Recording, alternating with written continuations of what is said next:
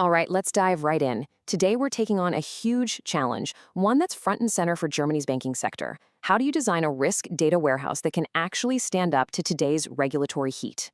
And look, this isn't just about getting faster hardware or more storage. We're talking about building a whole new foundation for the future of finance.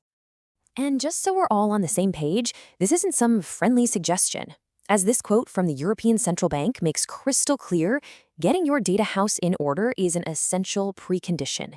It's the absolute baseline for making smart decisions, for good governance, and, let's be honest, for staying on the right side of the regulators. The stakes? They couldn't be higher. So, what kind of data are we even talking about here? Well, this chart gives us a pretty clear picture. Based on Basel III data, you can see that credit risk is the big one, making up almost 70%. But you can't ignore operational and market risk either. Each one of these slices represents a massive, and I mean massive, flood of data that banks have to collect, analyze, and report on with basically zero room for error. Okay, so here's our game plan. We're going to walk through a six-part blueprint. First, we'll look at what we're calling the regulatory pressure cooker. Then, we'll see why the old ways of doing things just don't cut it anymore. After that, we'll introduce a new solution, the autonomous warehouse.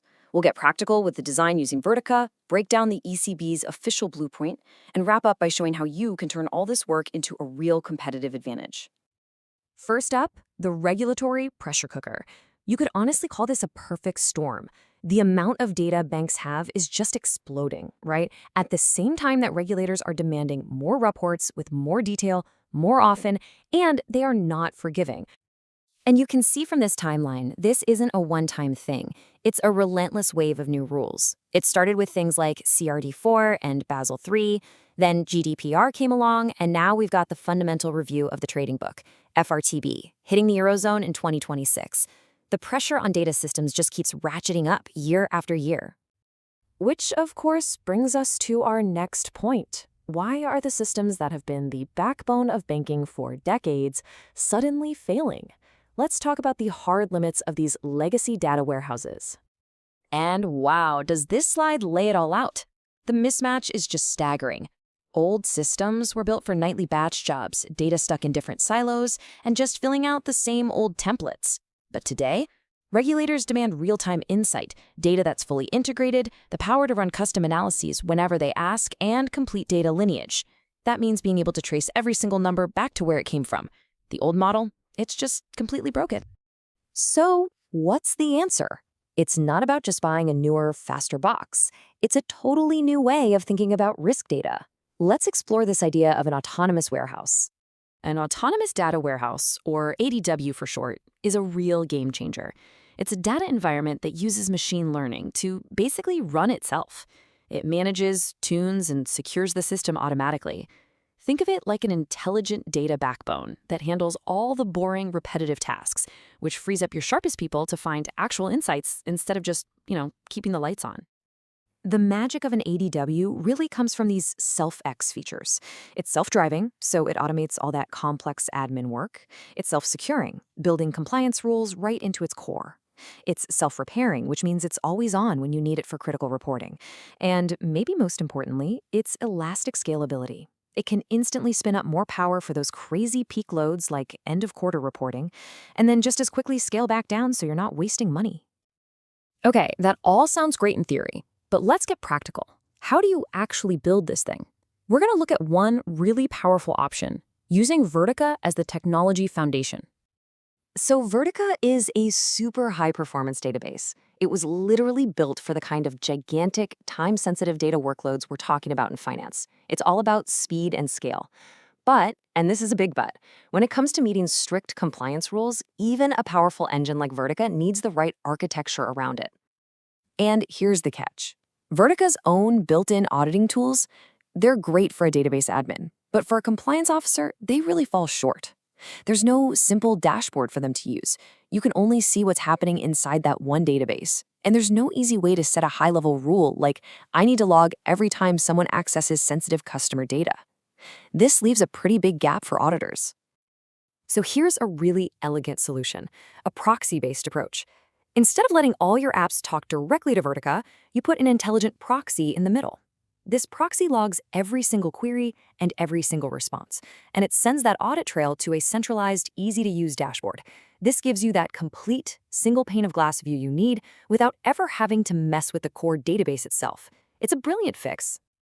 All right, so now we have a powerful, auditable architecture.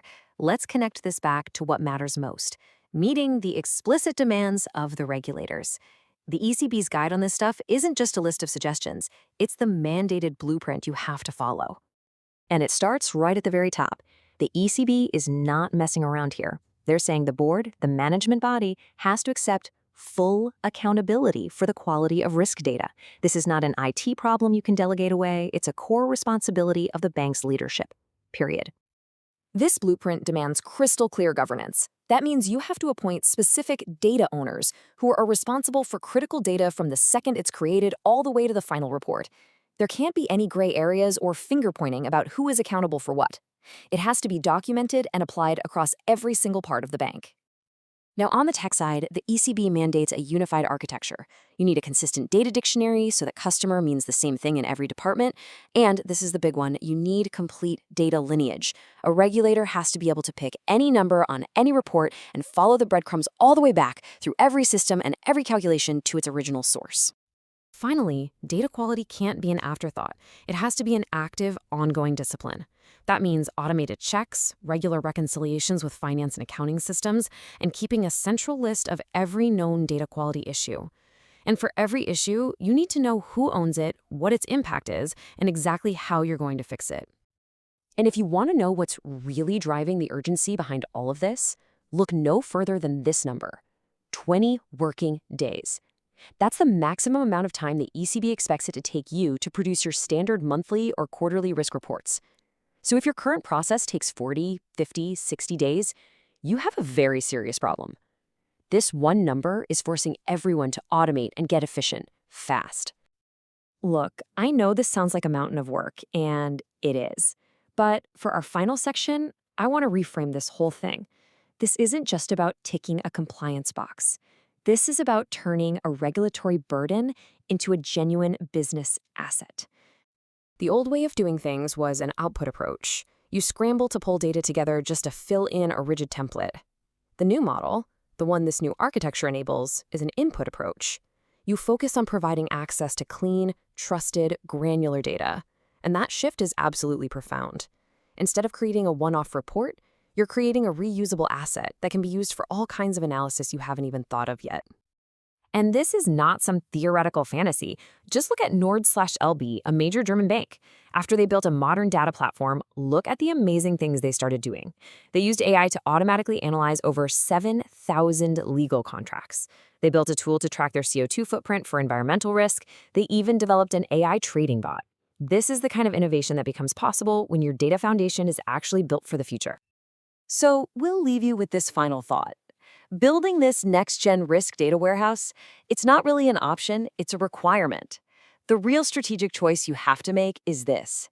Is that investment going to be just another cost center on a spreadsheet, or is it going to be the platform that becomes your new competitive weapon?